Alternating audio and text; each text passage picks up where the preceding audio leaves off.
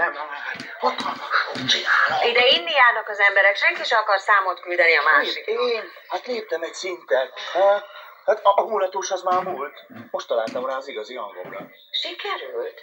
De nemrégiben láttam a Szintével egy városi kerthelyiségben, hallhatóan még nagyon kerest. Ha. Tudja, hogy imádták? Úgy látom, befogták a fülüket.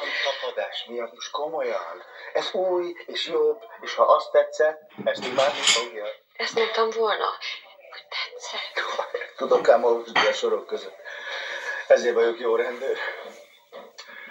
Ez a kocsma, ez egy zarándokhely lesz, mert én elmondom már mindenkinek, hogy a falunapok és járási művelődési házak kistermének állócsillaga innen indult.